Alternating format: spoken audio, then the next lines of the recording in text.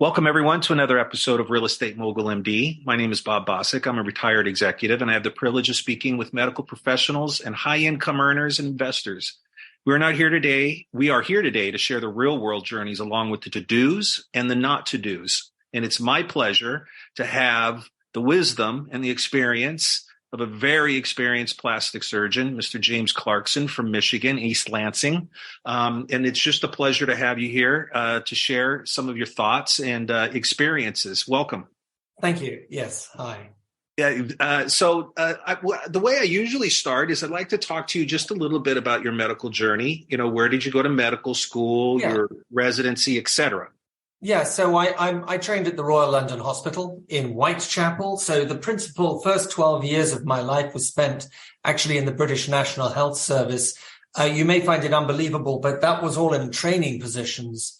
Really? They keep us in a sort of low orbit for a very long time in that system. And so I moved from the Royal London into various what we call junior house officer and senior house officer positions. And then I joined a plastic surgical training program based out of the West Midlands of England. And then I moved from there into the Pan-Scotland rotation. So it was then I finished out of the Scottish plastic surgical training program. And my last hospital in Britain was Ninewells in Dundee. Then a sort of issue came along. I married an American. We decided that maybe I'd do a hand fellowship in Louisville, Kentucky. And so I did a 2-year hand fellowship, microvascular fellowship there before taking up a position as an assistant professor for surgery at Michigan State. And during my first sort of 6 years between 2010 and 16 at Michigan State, I was the microvascular head and neck service along with hand microvascular and also lower limb microvascular. And those were really just meeting the challenges of the soft tissue reconstruction that we needed after cancer. And then the environment changed here. We didn't need the head and neck reconstructive service, seemed to move to a different city. And I then focused on my hand practice here in Lansing. And I've really focused on upper limb dedicated since 2016. So I came to that with quite a mature idea as to how I would want to set up a hand practice, because we're surrounded by hospital systems that would like to just assume we'll be working there. And likewise, day surgical centers. Some of us own day surgical centers. Others merely make use of them as privileged faculty there. But I realized the enormous waste of time that was, and certainly in the hospitals that I was surrounded by, the turnover time between some of the smaller hand cases was sometimes upwards of 45 minutes or an hour. Mm-hmm. So it adds up that if you're doing smaller hand cases in those environments, you are very quickly going to spend most of the day not doing hand surgery at all. And that got me thinking. And I read the literature. There was a new wave of awake hand surgery coming out of Canada. I was very familiar with it because we used to do it all the time in the British National Health. But the wave of awake hand surgery coming out of Canada was coming out of St. John, New Brunswick, as a really leading published guy there called Don Lalonde. Dr. Lalonde really pioneered this. And it was a very believable scenario that you should be able to deliver a painless local anesthesia injections to the hand and really offer patients as much as you possibly can wide awake under local anesthetic. And by remaining under local anesthetic, I was also therefore no longer in need of anesthesia services for at least 60 to 70% of your average hand practice. And I'll just put this in perspective. If you're in a tertiary referral center and you're only being referred very sophisticated, enormous surgical problems for the upper limb, then this isn't going to be a solution for you, because you're likely to be doing brachial plexus, elbow, bony work. But the average hand practice, which mine was, really requires literally at least 60% to 70% of your practice is very simple stuff. people have carpal tunnel syndrome, people have trigger fingers, people have minor cysts and so forth around their hand. And it was all going to the main operating room. So by way of example, my son, when he was 12, he got a boxer's fracture, and they had to put a pin into the side there. Would that have been operating, which they did back then in the Houston area, or is that something that you could have handled inside? I do. Yes, I routinely do boxer's fractures and simple hand fractures in the office. So I've drawn I drew up some guidelines, which we published about a year ago. And the guidelines really try to divide the chaff from the wheat. So you look at those patients that really need to have super sterile conditions in the main operating room. And we counted those ones as being the ones that have indwelling implants. So, for example, if you're going to leave a plate behind or do a sophisticated implant with a screw in a hand, then it's arguable that should happen under the most stringent sterile circumstances. But what's interesting is that we've had regulatory capture, shall we say, of the way you deliver some of the more simple hand surgeries in the main operating room. And by that, I mean that the regulations themselves, which are drawn up by the American Operating Room Nursing Association, and this is implemented through an accreditation body known as JCO. These are regulations that require really the same level of sterility for some of the simplest surgeries as you would need for open heart surgery. Yeah. And so you end up in a very inefficient, very expensive environment. And it's an environment which, governed by the systems, always requires some level of anesthesia. And again, the level of anesthesia was usually inappropriately large for the size of the surgery that was being offered. So I imagine the insurance companies love your minimalist approach, but do you find a pushback? I'm so sorry. I've got to interrupt you for a second, Bob. I really apologize. That's okay. There's a delivery at the door, and he needs a signature. No worries. Totally, it's okay. Just give me 2 minutes. Yep.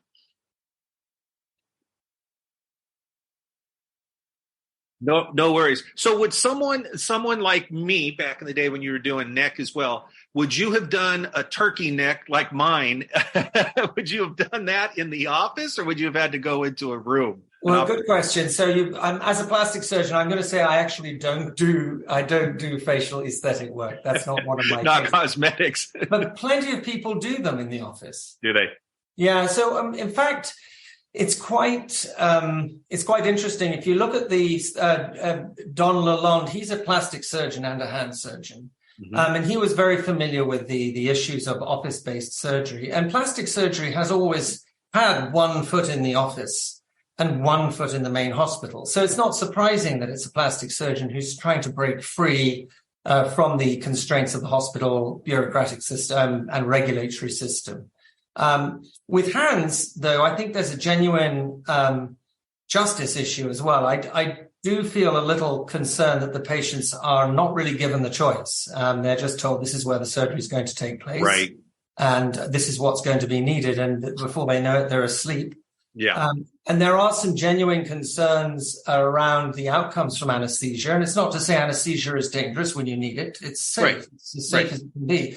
But nevertheless, our population of patients is getting so old and frail that we do see cognitive decline as an outcome from general anesthesia. Interesting. And in fact, when you're young and vibrant, you may not notice it, but they've done psychometric tests to demonstrate cognitive decline is present in about 12% of people following a general anesthetic. Well, that's going to be my excuse moving forward. Yeah, so we don't like to offer it unless it's absolutely needed. Now, you can spare that 12% without dropping a beat. But if you're elderly and you already have impending senile dementia, that's a different story now. Yeah. So let me take you back to medical school for a second. Talk to me, medical students I talk to or doctors today, I'll give you an example. I was at a physicians investment conference last month out in Arizona. And one evening I'm sitting down in the lounge and I'm having a drink. And there's this lady sitting across from me with a little child. And I said, let me guess, is your husband here for the conference? And she said, yeah. And I go, how are you doing? And she says, good.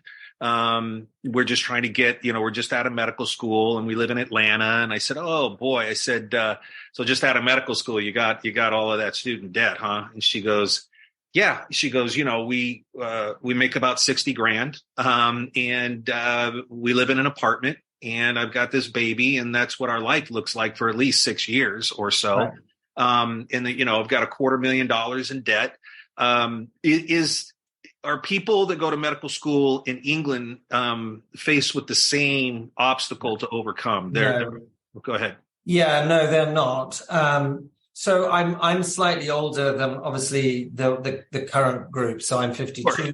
So my medical education was free, although I don't call 12 years working as a junior doctor free. It's servitude of some sort. Certainly I paid it back in another way. Yes. But nowadays, though, they do pay something towards medical school, but it's nothing close to the exorbitant market-led prices that we see. Yeah, it's pretty outrageous.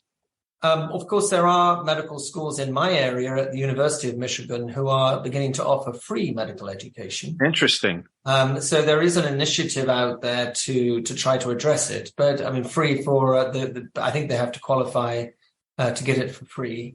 And so is part of that 12 years of service that you provided, is that some of the logic about providing the free medical school? We're going to get some service in return for this education. So. Yeah. And of course, the medical school is just cheaper in Britain. And I think that's because it's not, I will say I've not been in the country for 12 years, so it's hard for me to talk with any authority on this. But my suspicion is that it's not a market force that drives that product up in the same way that education has its own market force here.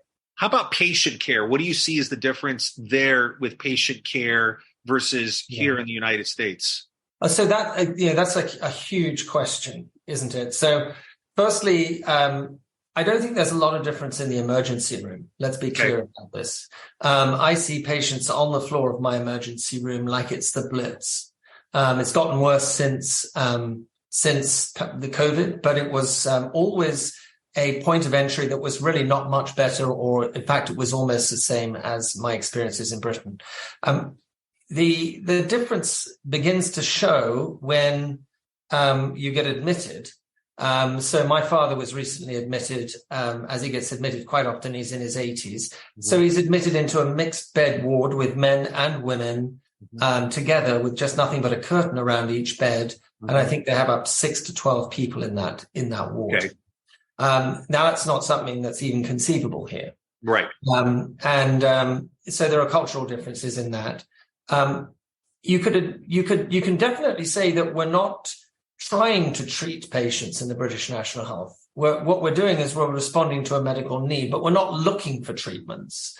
Whereas there's some degree that every T will be crossed and every I will be dotted and every CT scan will be ordered and every MRI will be ordered. There's some degree of over-investigation that I see over here than I do by comparison. Do you think that's driven by the need for incremental revenue, or do you see that as a function of our litigious society here in the U.S., or both?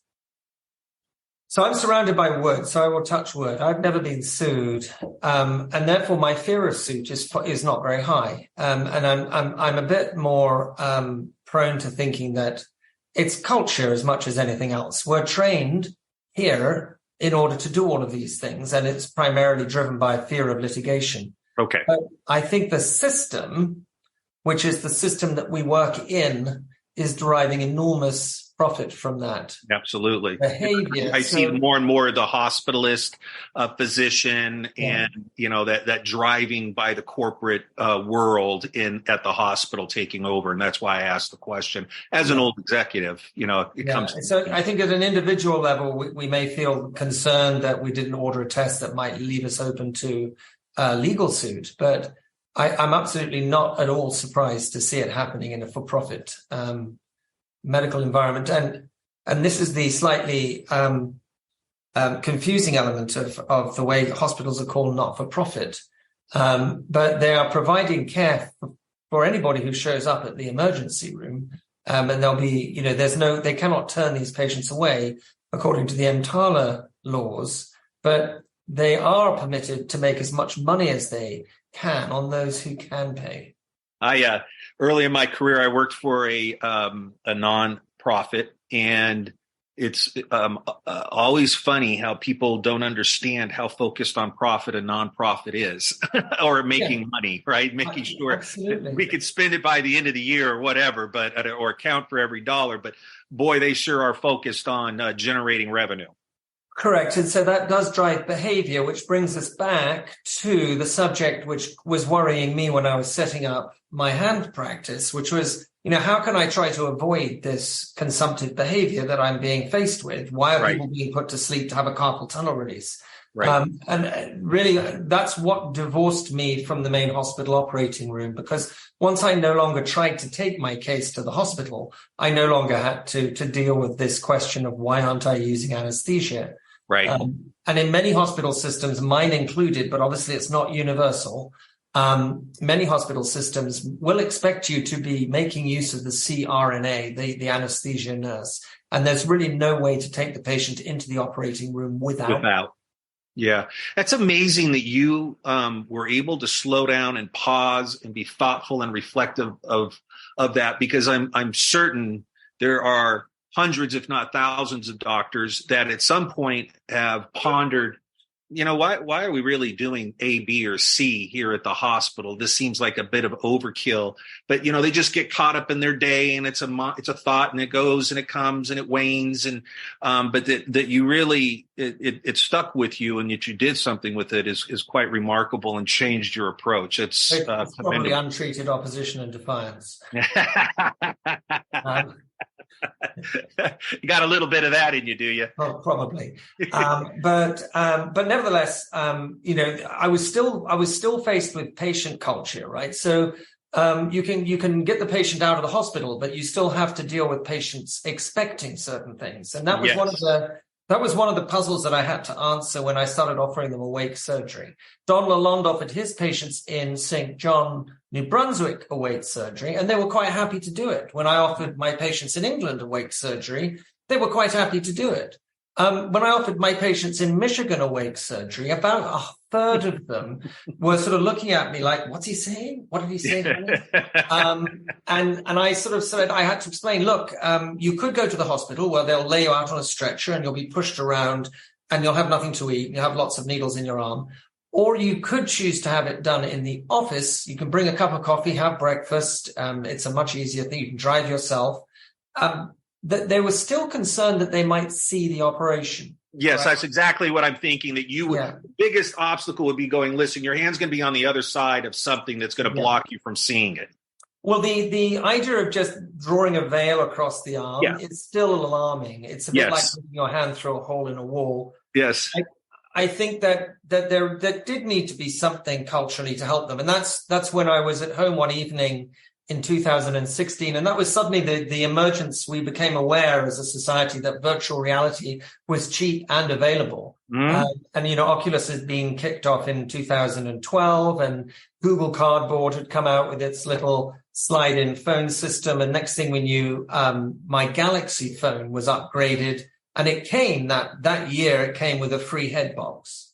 So I went, oh, this is fun. I'll show it to the kids. Right. And the minute I put it on, I realized, oh, this really is an immersive experience. This is really impressive. All of my sound and all of my vision is completely absorbed. And some of these experiences are incredibly good. And some of them are incredibly bad. Like face your fears and being covered with spiders, or walking a gangplank over a alligator pit.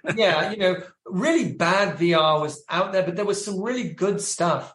And that's when I realized, look, this has to be for that 30% of those patients who are saying, just put me out, doc. And I was able to say to them, look, how about I just put you somewhere else? Do you think that could work? We have virtual reality headset. Would you like to try that?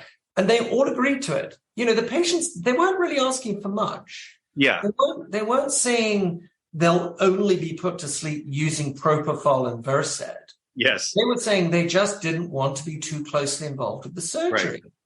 Right. As a son of an ER doctor, I can remember having gone down to the hospital to see him in moments where great emergencies were taking place. A bus crashed and there's tons of people coming in.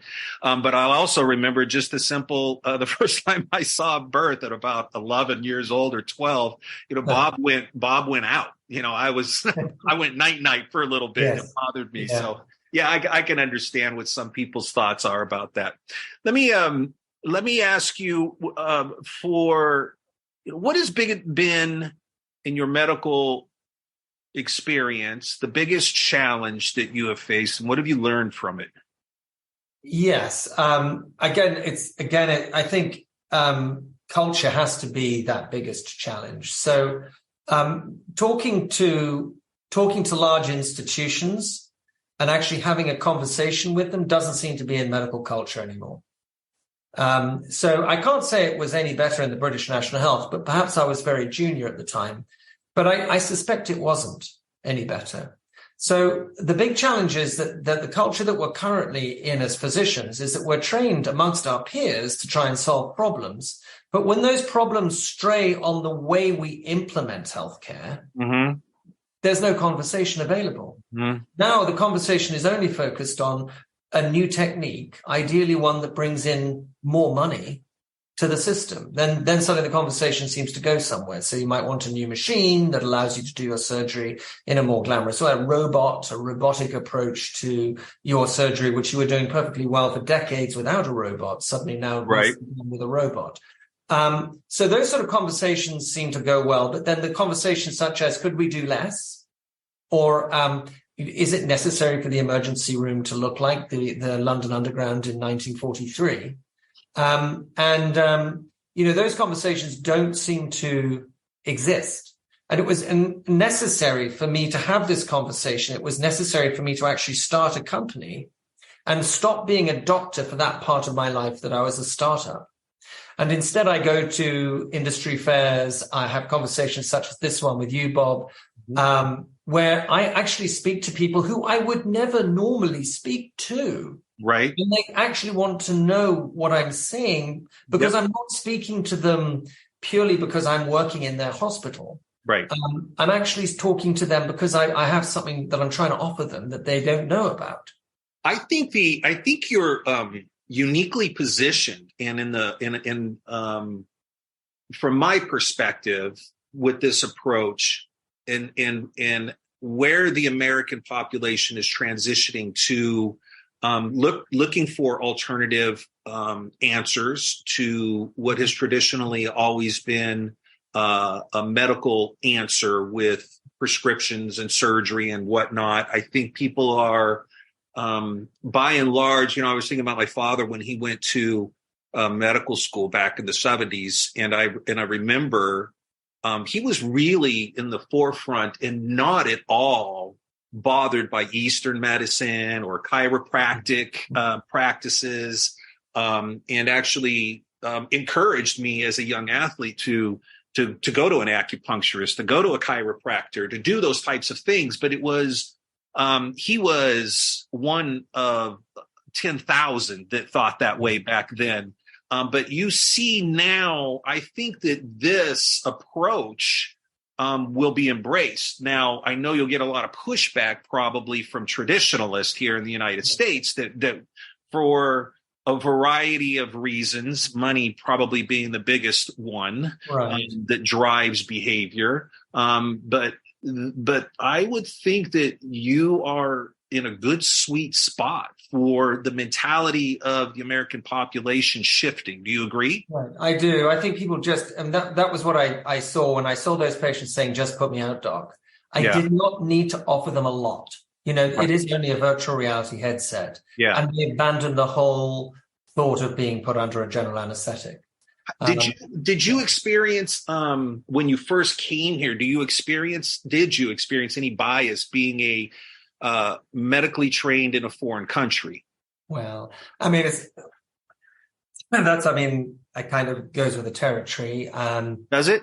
Yeah, I mean, it does to some degree, but it's not a bias. It's just the patients actually I find are very very accepting of a different perspective. But yes, I mean, I think it's possibly the administrative side. I think when they hear somebody coming up with a very radically different idea and they've got a slightly different accent. Well, we all in America are enamored by both British and Australian accents. So I would think that would be good for you. You'd have thought so. And I'm not saying anything particularly negative, but actually, I think if I had a little bit more of a domestic pedigree, I would not have had to go as far as I have done in order to try and generate these changes. But I think it's necessary sometimes to go all the way, to go all in. So that's strategically what I did. I went and published the data that I had to show that there were trials that we could do, and I did them. But I then also went into industry and, got a startup, got an incorporated in the state of Delaware, and did all the things that you know all about, Bob. Yep. In order to make this conversation actually mean something, that there is actually a device called the Wide Awake VR headset that can be used by any physician in any environment, even a dentist, in order to improve their patient's experience of an awake procedure. And it actually got me somewhere that I didn't expect to get to. And that was that I didn't start this being concerned about the patient's experience. I started this being concerned about inefficiencies, cost inefficiencies, and risk.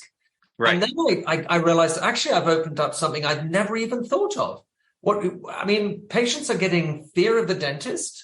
Well, why are we afraid of it? That's called post-traumatic stress disorder. Oh, and guess what? I have that. Yes. I'm terrified of those guys. Yeah. And so, or throughout medicine, we're expecting patients' journeys, whether they be awake or asleep, we're expecting these journeys to just occur because it's in their interests to have their hip fracture fixed, or their burns managed, or their teeth pulled. But actually, that journey is terrifying. Yes. And also not very much fun. Not at all.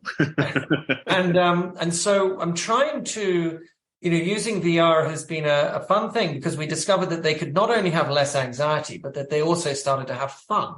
And that's a crazy measure. No one ever measures fun in medicine. I think there's only one paper I've read ever that looked at enjoyment as an And how's from the business perspective, from your startup, how is year-over-year growth looking for you? Well, it's been a tough time, as we all know, with startups right now. It's much better to be in a Series A, B, or C than it is to be a startup in 2022. Mm-hmm. We made half of our seed, so we've got $1 million, and we have $1 million to go. That's actually an optional $1 million. It could be 500. So we're getting close. And as I'm sure your listeners will be aware, that the real, or at least for me, the real excitement there will be that we can start to employ people to actually really get the mission accomplished. At the moment, we spend our lives, explaining what we need to do, and then also developing a client base of users who we then find where the front door, the back door, the receptionist, the telephone operator, and the guy who fixes the machine. So I'm looking forward to getting through that phase. But yeah. Have you ever heard of a group? We have an affiliate that we work with. Spine Specialist is the CEO down in Atlanta. But the company's called Doc to Doc Lending. Have you ever heard of them? No, I have not. Well, maybe I'll send you some information on them because they could be potentially a resource for you. That sounds great. They help people. It's a physicians group company that help either new medical students coming out to pay down some student loan, perhaps, or a physician needs a piece of equipment, or they need funding for some reason. But they're an interesting group and a group of nice guys. I think they're all Harvard trained, and but they're one's in New Hampshire, the other one's down in Atlanta. And there's a group of them within there, but they're a good group of people, good guys, and somebody that you might be interested in talking to. When we're done, I'll forward you some information about them. Okay.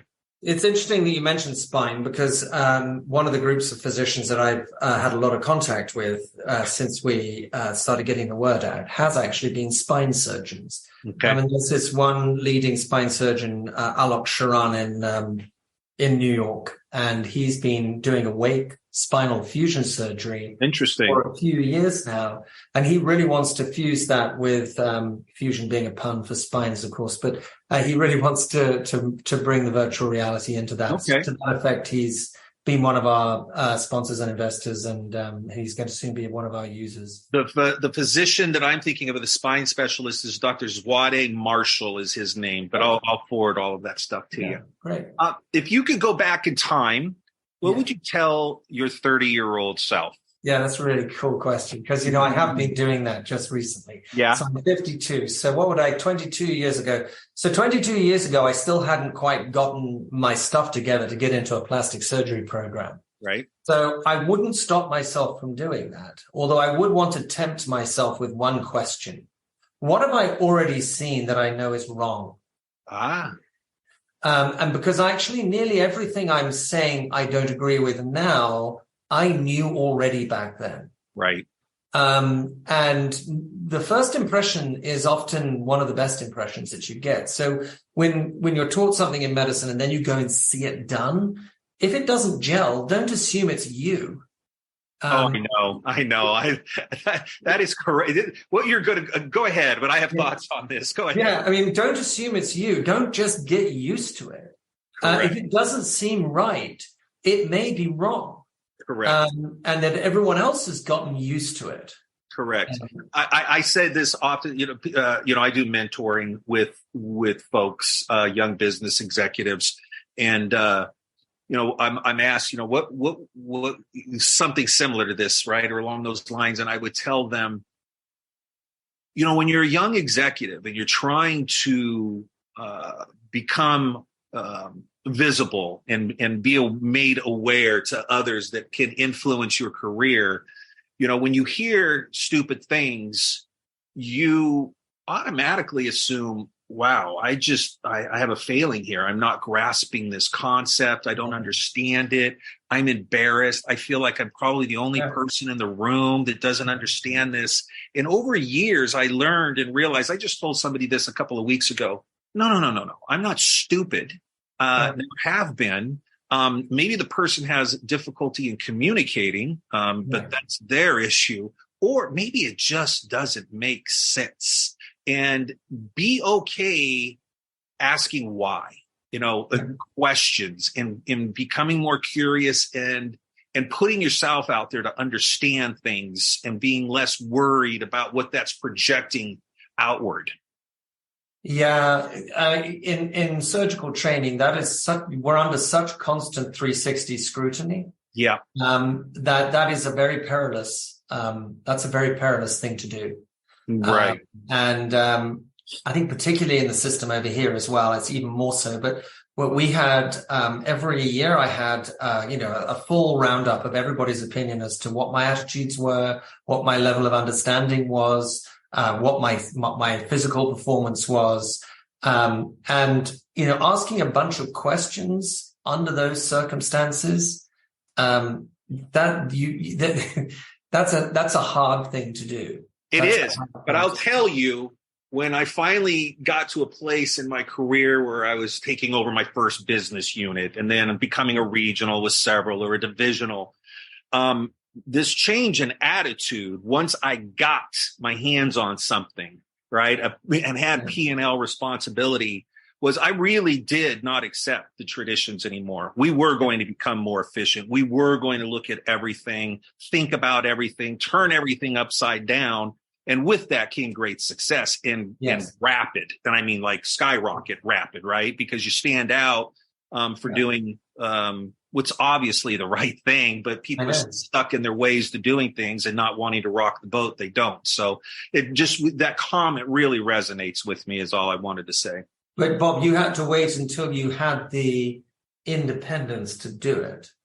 Oh, I without question, I probably didn't get that until I was almost 39 or 40, right? Somewhere in there in that time frame. And then by the time I'm 50 because of this change in my mind and my thinking and approaching and tackling issues. The next 10 years, I find myself as a C-level executive, right? As a chief operating officer of a huge company. So, it just, the attitude and the thought, it just resonates with me. And I think it's a good lesson for lots of young people to understand. Absolutely. Yeah. Absolutely. Who's someone that the listeners may not know, but they should, that you think is a good resource for people? You're talking about it in a general career development or in the history of awake cancer? Just in your perspective of how you reflect on your life and your approach to it. Someone that the listeners may not know, but you think they should. There's value. I have somebody actually. Right. He's actually sitting just over here. Okay. He's a statue here. Actually, I've got all of his stuff. Enormous inspiration to me. So the light's behind it, and I can't see it. You probably will not be able to. It's a bust, so it's consider it a bust. No, we won't be able to. I won't be able to. Won't see it. And now the light's gone. Yes. So this guy is called William Arbuthnot Lane. And William Arbuthnot Lane was a turn of the century surgeon. He was working at around 1900. Okay. And what he did is something that I'm attempting in whatever capacity I can in my life to do as well. He always looked at the way people did things and fundamentally asked himself, well, why is that happening that way? Yeah. And the biggest thing that he changed was the way we sterilized the operating room. Oh. So at that time, we were using we did a thing called wet antisepsis. So carbolic acid was draped all over the patient, and everything was soaking wet with this antiseptic phenol. And that was relatively successful compared to what was going on before Lister had produced that, but it was still not sterile. And what Lane produced was this concept of dry gauze, sterile instruments, sterile gloves, an autoclave, which he imported from Germany. And with that, he was able to address a problem. And that problem had been bugging him for years, which was people, when they broke their legs, if they were closed fractures, all they ever did was to pull on the leg to reduce the fracture. Nobody ever opened the fractures to put plates and screws on. And it drove him nuts because they did incredibly badly. Yeah, and crippled them. It crippled them.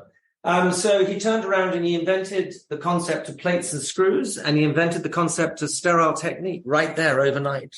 Interesting. And it was only from basic common sense. He said, look, we know what germ theory is. Everyone knows germ theory. It was 1900. What they hadn't done was the engineering needed to deliver cleaner operating rooms. And it's ironic because it's actually that very problem which I'm trying to push back on now, because we're really overzealous with our sterile precautions that we take. An operating room has to have laminar airflow, HEPA filters on the air conditioning, an extraordinary amount of over-engineering and elaborate behaviors, many of which are quasi-religious as to how they're going to keep everything as sterile as possible. So along those lines, I got to ask you a question that the listeners will be interested in getting your perspective on. And this is not meant to be political at all. Yeah. We all know that we've all had to experience that which a physician has to experience in an operating room. And we've had to do that over the last couple of years by wearing a mask. Yeah. And there was all this discussion going back and forth. This is not political at all. I was of the school of thought, if there's any possibility that I could somehow impact someone else, then I'll wear a mask, just out of courtesy to other people. But I just recently, and I wish I could recall it as we're talking, because the debate was going back and forth and politicized and whatnot.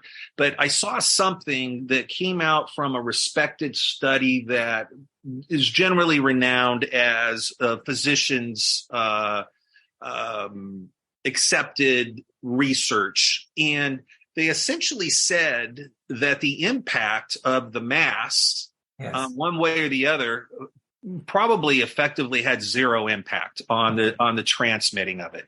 And yet I ponder that and go, well, I know that a surgeon, every time they have surgery, they put a mask on, right? And so I was trying to, what is your viewpoint? Yes. So my viewpoint is that that's known as regulatory capture, Bob. Okay. Okay. You're familiar with that possibly, but, it's essentially regulation can sometimes be designed in order to incorporate an activity so that it can only exist in one place, and that place is designated by the regulatory authority. Yes. Serving its own interests. Okay. Full stop. Let's take, for example, what Lane did in 1900. So he produces sterile gloves and gowns. He drapes the field. He puts alcohol on the skin, and they reported no infections from the activity that he was doing. They actually investigated him because they thought he was possibly a liar. Right. The British Medical Association investigated him. They said that you're obviously insane for doing this, and then found that he hadn't got any infections. So it was already clean enough in 1900. Then They started measuring things that had no relationship to outcome. So they weren't looking at infection rates in particular. They were looking at fomites, particles in the air that can be caught on a flycatcher. They were looking at how stringent a HEPA filter could be. Mm-hmm. They were looking at the concept of laminar airflow, the flow flowing in a clean direction and not from a dirty direction. They started governing whether you should have shoe covers on, as though wearing shoes was going to make a difference to the wound.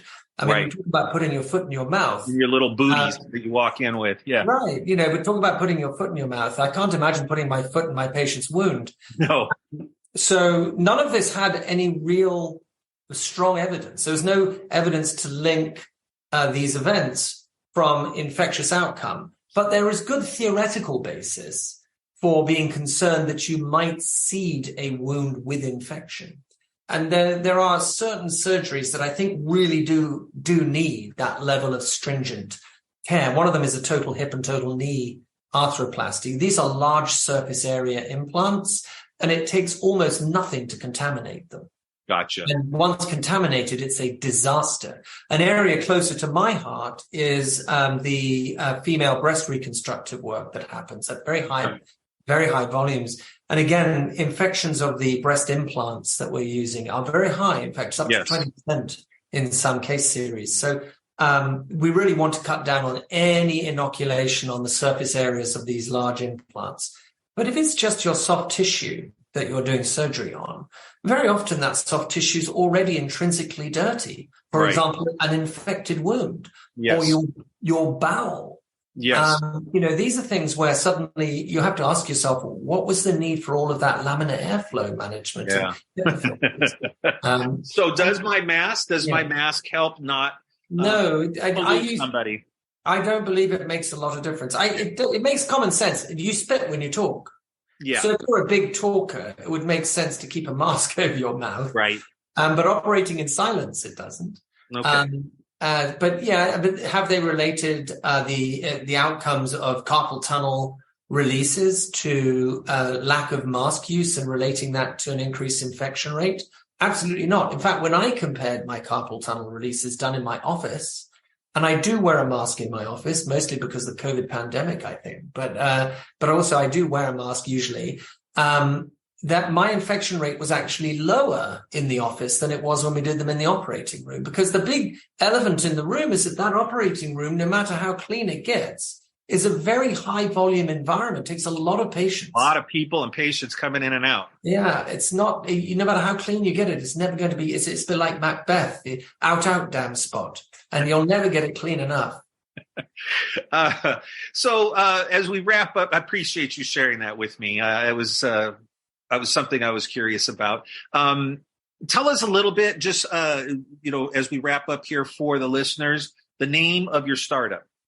It's Wide Awake VR, which is a name that we kind of borrowed a bit from wide awake hand surgery in general. We've been talking about awake surgery as calling it wide awake to really strongly differentiate it from that kind of twilight sleep that a lot of patients are offered where they're given sedation.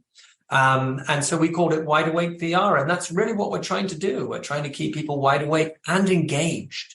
Like, if anybody wanted to reach out to you or become interested in this startup, is there an email or a place? Yes. james.clarkson@wideawakevr.com. And Clarkson is spelled Clarkson. Terrific.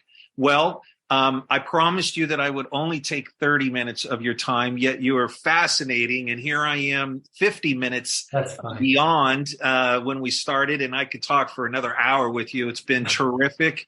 And I just really appreciate you sharing some of your wisdom, some of your experience, your insights that you've had transitioning from England to here. It's been a fascinating walk, and I just appreciate you coming on and sharing your viewpoints. You gave me some great questions. I wasn't expecting to get on to Lane in the same day. That's terrific. Well, thank you very much. Thanks a lot. Okay.